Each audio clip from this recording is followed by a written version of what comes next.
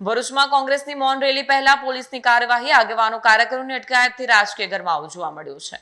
ભરૂચમાં all India કોંગ્રેસના પ્રમુખ મલ્લિકાર્જુન ખડગેની ઉત્તરાખંડમાં યોજાયેલી કોંગ્રેસની રેલીના સ્થળે કેટલાક સંગઠનો દ્વારા કરવામાં આવેલી શુદ્ધિકરણ વિધિના વિરોધમાં જિલ્લા કોંગ્રેસ દ્વારા મૌન રેલીનું આયોજન કરવામાં આવ્યું। જો કે રેલી શરૂ થાય તે પહેલા જ પોલીસે કોંગ્રેસના આગેવાનો અને કાર્યકરોની અટકાયત કરતા રાજકીય ગરમાવો જોવા મળ્યો।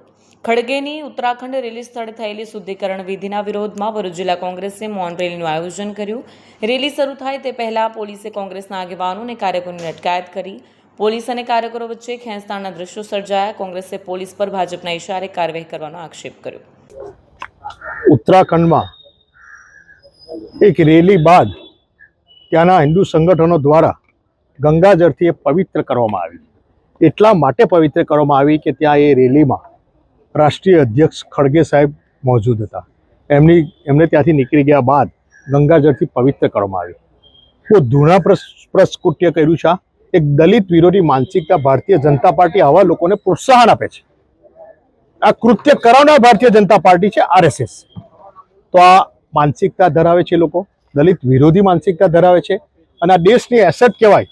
ખડગેજી એક સન્માન્ય છે દેશ માટે, આ દેશનું ગર્વ છે। એક આ રાષ્ટ્રીય પ્રમુખ કે ખડગેજીનું અપમાન નથી, આ ભારતીય સંસ્કૃતિનું અપમાન છે, આ દેશનું બંધારણનું અપમાન છે।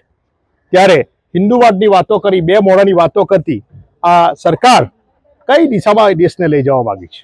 ત્યારે અમે આજે મૌન રેલી કોંગ્રેસ સમિતિ બાબા સાહેબની પ્રતિમા સુધી અમે શિસ્તબદ્ધ રીતે પોલીસને જણાવી અને અમે આજે રેલી કરી રહ્યા હતા કોંગ્રેસ સમિતિથી।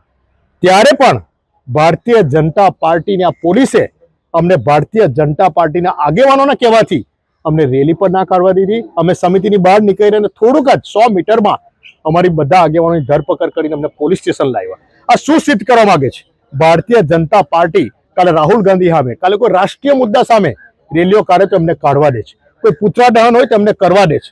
તો પોલીસને પણ આ શાનમાં સમજવાની જરૂર છે કે ખાખી વર્દી કે તમને પગાર મળે। આ દેશનું બંધારણને તમે વળેલા છો, તમે શપથ લીધેલા છો દેશના બંધારણને સાચવવાની, માટે તમે પણ તાબે ના થાવ અને આ દેશના બંધારણને સાચવો। આ બહુ ખૂબ જ ધૃણાસ્પદ કૃત્ય છે, પણ આ લોકો પાસે શું આશા રખાય?